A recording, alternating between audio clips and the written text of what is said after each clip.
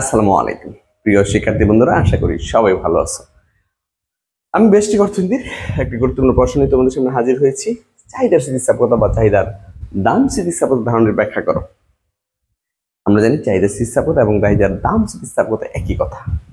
তো আমরা আজকের এই পর্বে আমি চাহিদার স্থিতিস্থাপকতা বা চাহিদার দাম স্থিতিস্থাপকতা ব্যাখ্যা করব। আমরা একদম মনোযোগ সহকারে প্রথম থেকে শেষ পর্যন্ত ক্লাসটি দেখবো ইনশাল্লাহ। ওকে, শুরু করি। চাহিদার স্থিতিস্থাপকতা বা চাহিদার দাম স্থিতিস্থাপকতা। চাহিদার উপর অনেকগুলো বিষয় প্রভাব সৃষ্টি করে আমরা জানি। দাম, ভোক্তার আয়ের রুচি, অভ্যাস, পরিপূরক দ্রব্যের দাম, পরিবর্তক দ্রব্যের দাম। আর যখন আমরা চাহিদার স্থিতিস্থাপকতা পড়বো বা চাহিদার দাম স্থিতিস্থাপকতা পড়বো, তখন সংজ্ঞাটা এরকম হবে: চাহিদার উপর প্রভাব সৃষ্টিকারী অন্যান্য উপাদান যেমন ভোক্তার আয়, রুচি, অভ্যাস, পরিপূরক দ্রব্যের দাম, পরিবর্তক দ্রব্যের দাম ইত্যাদি স্থির থেকে চাহিদার উপর প্রভাব সৃষ্টিকারী অন্যান্য উপাদান ভোক্তার আয়, রুচি, অভ্যাস, পরিপূরক দ্রব্যের দাম, পরিবর্তক দ্রব্যের দাম ইত্যাদি স্থির থেকে দামের আপেক্ষিক বা শতাংশিক পরিবর্তনের ফলে চাহিদার যে আপেক্ষিক বা শতাংশিক পরিবর্তন হয় তাকে চাহিদার দাম স্থিতিস্থাপকতা বলে। আমি আবার বলি, চাহিদার উপর প্রভাব সৃষ্টিকারী অন্যান্য উপাদান যেমন ভোক্তার আয়, রুচি, অভ্যাস, পরিপূরক দ্রব্যের দাম, পরিবর্তক দ্রব্যের দাম ইত্যাদি স্থির থেকে শুধুমাত্র দামের আপেক্ষিক বা শতাংশিক পরিবর্তনের ফলে চাহিদার যে আপেক্ষিক বা শতাংশিক পরিবর্তন হয় তাকে চাহিদার স্থিতিস্থাপকতা বা চাহিদার দাম স্থিতিস্থাপকতা বলে। এই ব্যাপারে বিভিন্ন অর্থনীতিবিদ বিভিন্ন সংজ্ঞা প্রদান করেছেন। যেমন অর্থনীতিবিদ লিপসি বলেন, চাহিদার শতাংশিক পরিবর্তনকে দামের শতাংশিক পরিবর্তন দ্বারা ভাগ করলে চাহিদার শতাংশিক পরিবর্তনকে দামের শতাংশিক পরিবর্তন দ্বারা ভাগ করে চাহিদার দাম স্থিতিস্থাপকতা নির্ণয় করা যায়। ঠিক আছে, আমি আবার বলি, চাহিদার শতাংশিক পরিবর্তনকে দামের শতাংশিক পরিবর্তন দ্বারা ভাগ করে চাহিদার দাম স্থিতিস্থাপকতা নির্ণয় করা যায়। অধ্যাপক কোট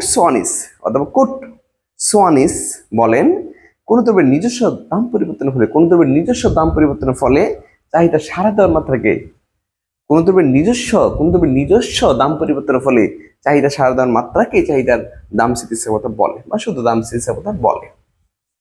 অধ্যাপক মার্শাল বলেন, দামের পরিবর্তনের ফলে চাহিদা যে দ্রুততা বা ধীরতার সাথে পরিবর্তন হয় তাকে চাহিদার স্থিতিস্থাপকতা বলে। অধ্যাপক মার্শাল বলেন, দামের পরিবর্তনের ফলে চাহিদা যে দ্রুততা বা ধীরতার সাথে পরিবর্তন হয় তাকে চাহিদার স্থিতিস্থাপকতা বা চাহিদার দাম স্থিতিস্থাপকতা বলে। ওকে, আমরা একটা সূত্রের সাহায্যে চাহিদার দাম স্থিতিস্থাপকতা নির্ণয় করতে পারি। সূত্রটা আমি লিখে দিচ্ছি, লিখবো। নিম্নের সূত্রের সাহায্যে চাহিদার দাম স্থিতিস্থাপকতা প্রকাশ করা যায়। নিম্নের সূত্রের সাহায্যে চাহিদার দাম স্থিতিস্থাপকতাকে প্রকাশ করা যায়। এগুলো লিখে নিতে পারো যে চাহিদার স্থিতিস্থাপকতা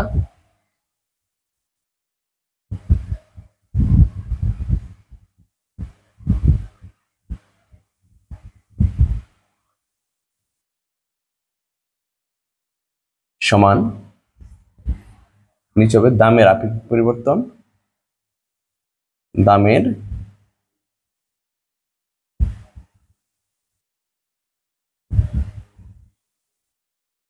আপেক্ষিক পরিবর্তন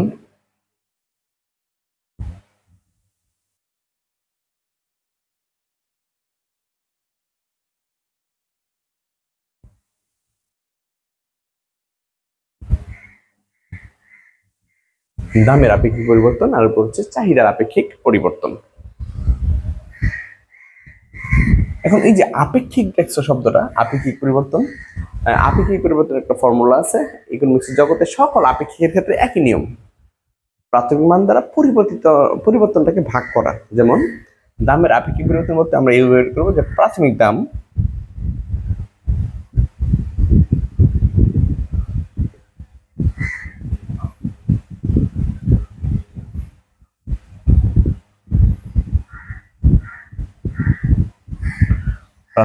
দামের পরিবর্তন, আর চাহিদার আপেক্ষিকটা কি বের করবো আমরা? প্রাথমিক চাহিদা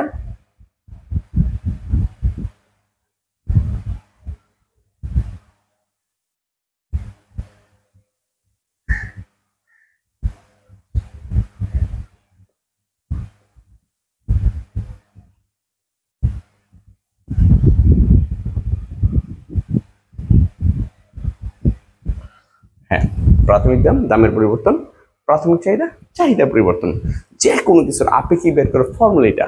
প্রাথমিক মানটা দ্বারা পরিবর্তনটাকে ভাগ করে দেওয়া। তাহলে দামের আপেক্ষিক পরিবর্তন কি করবো আমরা? প্রাথমিক দাম, দামের পরিবর্তন, প্রাথমিক চাহিদা পরিবর্তন। যখন আমরা আয় স্থিতিস্থাপকতা পড়বো ঠিক সেম, প্রাথমিক আয় আয়ের পরিবর্তন, প্রাথমিক চাহিদা চাহিদা পরিবর্তন। ঠিক আছে, আমরা যখন যোগান পড়বো সেম, প্রাথমিক দাম দামের পরিবর্তন, প্রাথমিক যোগান যোগানের পরিবর্তন। ওকে, আমরা এটাকে গাণিতিকভাবে নিতে পারি। গাণিতিকভাবে চাহিদা স্থিতিস্থাপকতা মানে হচ্ছে ED, elasticity of demand. ED সমান প্রাথমিক দাম পি, দামের পরিবর্তন ডেল্টা পি, প্রাথমিক চাহিদা কিউ, চাহিদা পরিবর্তন ডেল্টা কিউ। গাণিতিকভাবে ইডি, ইলাস্টিসিটি অফ ডিমান্ড, প্রাথমিক দাম পি, দামের পরিবর্তন ডেল্টা পি, প্রাথমিক চাহিদা কিউ, চাহিদা পরিবর্তন ডেল্টা কিউ। এখন তুমি হরলব গুণ করে নিবা, এটা হচ্ছে মূল ভগ্নাংশের দাগ। ঠিক আছে, তা হরলব যদি গুণ করো, ডেল্টা কিউটা উপরে, এই কিউটা নিচে, ইনটু এই পি যাবে উপরে, ডেল্টা পি নিচে। ঠিক আছে, পি কোথায়? পি উপরে যাবে, ডেল্টা পি নিচে যাবে। আমরা হরলব গুণ করে নিচ্ছি, এটা হচ্ছে লব, লব রাখলে হর গুণ করার সময় অবশ্যই নিচের অংশ উপরে চলে যাবে, উপর অংশ নিচে যাবে। এরপর আমরা জাত মিলাই দিব, অর্থাৎ ডেল্টার সাথে ডেল্টা দিয়ে দিব, ডেল্টা কিউ, ডেল্টা পি, আর এখন হচ্ছে পি বাই কিউ। ব্যাস, এই হচ্ছে তোমার ইলাস্টিসিটির সূত্র, delta Q delta P, P by Q. মনে রাখবা, এইভাবে আমরা চাহিদা স্থিতিস্থাপকতাটা বের করতে পারি। ওকে, তো শুরুতে সংজ্ঞা দিলাম, এরপরে বিভিন্ন অর্থনীতিবিদদের সংজ্ঞা দিলাম, চাহিদা স্থিতিস্থাপকতা কিভাবে বের করবো সূত্রটা বের করলাম। এখন এই সূত্রের সাহায্যে আমরা দুইভাবে ব্যাখ্যা দিয়ে দিব, একটা গাণিতিক ব্যাখ্যা দিব এবং আরেকটা হচ্ছে চিত্রগত ব্যাখ্যা দিব।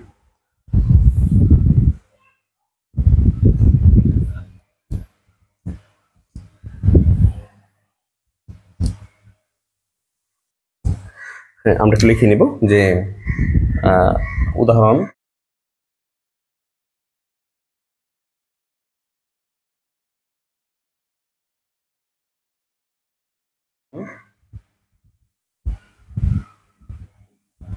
উদাহরণ ধরি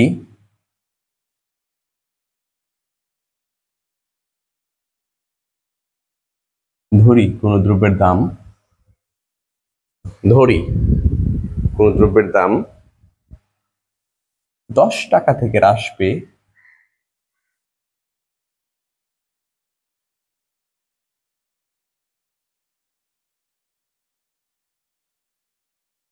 ধরি কোন দ্রব্যের দাম 10 টাকা থেকে হ্রাস পেয়ে 5 টাকা হলো। ধরি কোন দ্রব্যের দাম 10 টাকা থেকে হ্রাস পেয়ে 5 টাকা হলো। 10 টাকা থেকে হ্রাস পেয়ে 5 টাকা হলো, ফলে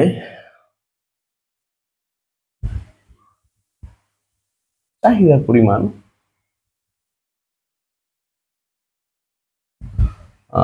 40 একক হতে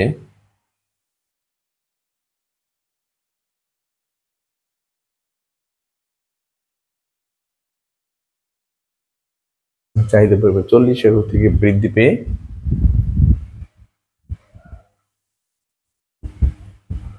60 একক হলো। ধরি কোন দ্রব্যের দাম 10 টাকা থেকে হ্রাস পেয়ে 5 টাকা হলো, দ্রব্যের দাম কমে গেছে, ফলে চাহিদা পরিমাণ 40 একক থেকে বৃদ্ধি পেয়ে 60 একক হলো। আমরা তো জানি দামের সাথে চাহিদা সম্পর্ক বিপরীতমুখী। ওকে, তাহলে দাম কমছে, চাহিদা বাড়ছে। আমরা বের করবো স্থিতিস্থাপকতা। এক্ষেত্রে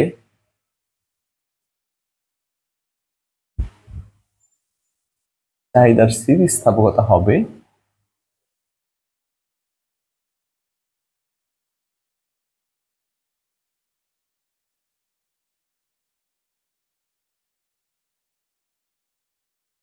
এক্ষেত্রে চাহিদার স্থিতিস্থাপকতা হবে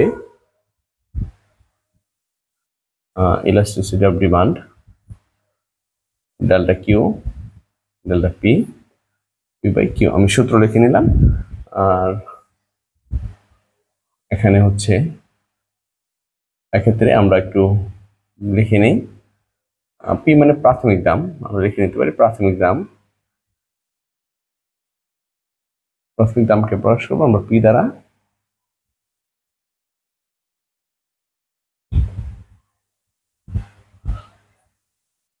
দামের পরিবর্তন ডেল্টা পি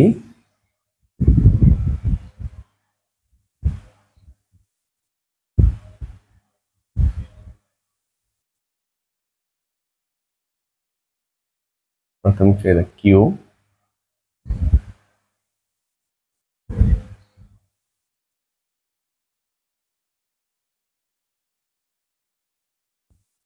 ডেল্টা কিউ। প্রাথমিক দাম 10 টাকা ছিল, তাহলে 10 আর পরিবর্তন 5 মাইনাস 10 সমান -5। প্রাথমিক চাহিদা কত ছিল? 40, আর 60 থেকে 40 বাদ সমান 20।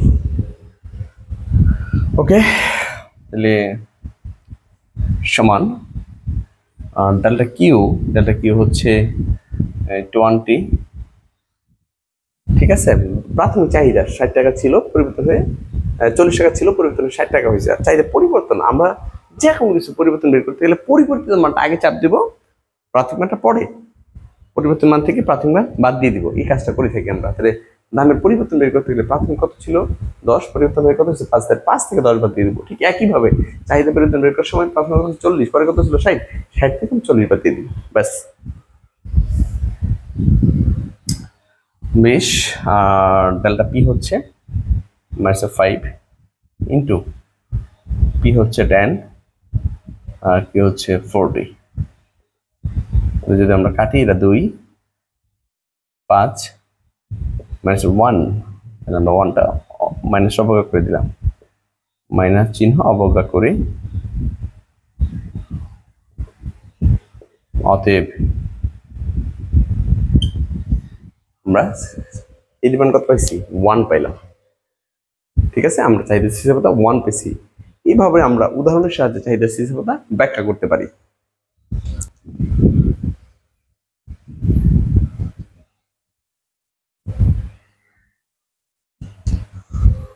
আমরা লিখব চিত্রের সাহায্যে ব্যাখ্যা করা হয়।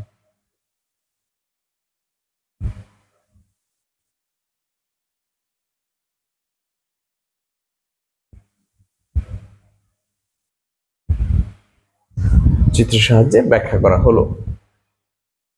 আমরা চিত্রের সাহায্যে ব্যাখ্যা করব। চিত্র অঙ্কন করে নিচ্ছি।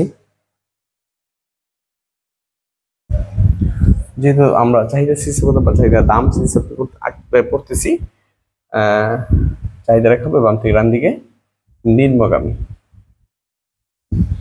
0 M1, এটা হবে M2,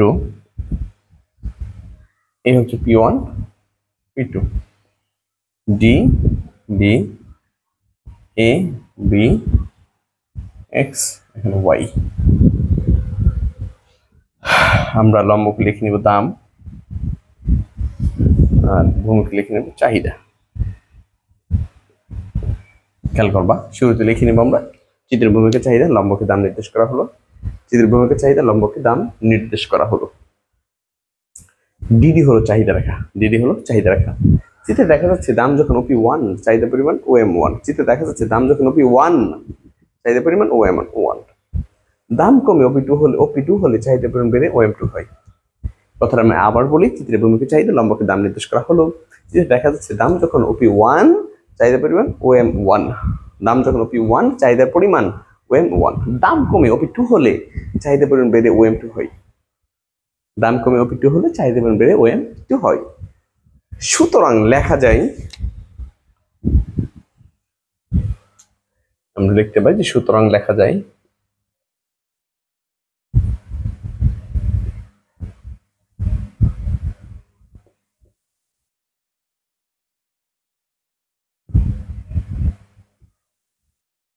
প্রাথমিক দাম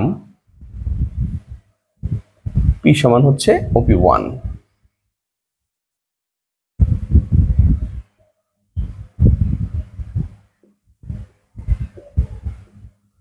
দামের পরিবর্তন ডেল্টা পি, OP2 থেকে বাদ দিব OP1। দামের পরিবর্তন ডেল্টা পি, ডেল্টা পি হচ্ছে OP2 থেকে আমি OP1টা বাদ দিয়ে দিব। এখানে প্রাথমিক দাম ছিল OP1 আর পরিবর্তিত দাম ছিল OP2। আর কোনো কিছু পরিবর্তন বের করতে গেলে আমরা পরিবর্তিত মান থেকে প্রাথমিক মান বাদ দিয়ে থাকি। তাহলে OP2 থেকে আমরা OP1 বাদ দিব। হ্যাঁ, এরপরে প্রাথমিক চাহিদা।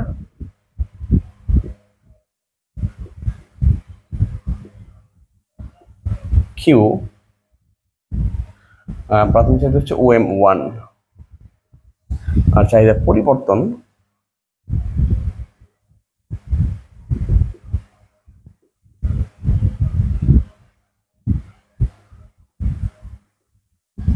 চাহিদা পরিবর্তন OM1 ছিল, পরে OM2 হয়েছে, তাহলে OM2 থেকে OM1 বাদ দিব।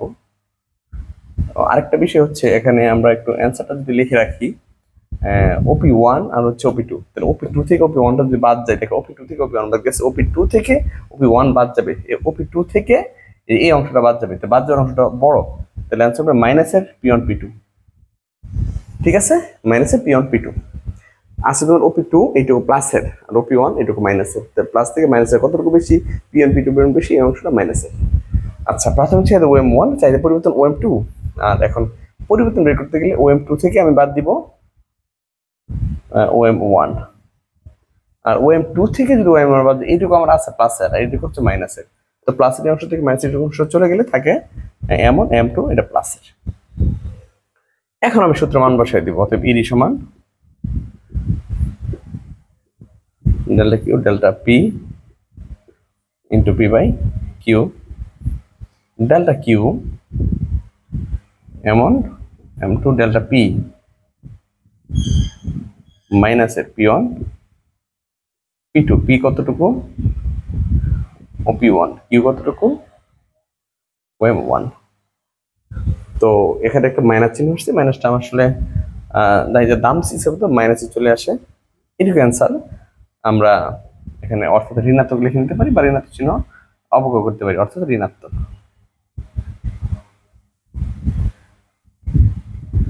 অর্থাৎ চাহিদার দাম হিসাবে কি পাইছি আমরা, ঋণাত্মক পাইছি। এইটুকু হচ্ছে চাহিদার স্থিতিস্থাপকতা বা চাহিদার দাম স্থিতিস্থাপকতা অ্যান্সার। তো শুরুতে কি করবো, সংজ্ঞা দিব, অর্থনীতির সংজ্ঞা দিব, সূত্র বের করবো, উদাহরণ দিব, চিত্র ব্যাখ্যা দিব। আশা করি সবাই খুব ভালো করে বুঝতে পেরেছে। আমার ক্লাস যদি ভালো লাগে, তুমি তোমার বন্ধু বান্ধব সবাইকে আমার অনলাইন ক্লাসের বিষয়ে শেয়ার করো। ভালো থাকো, সুস্থ থাকো, আসসালামু আলাইকুম।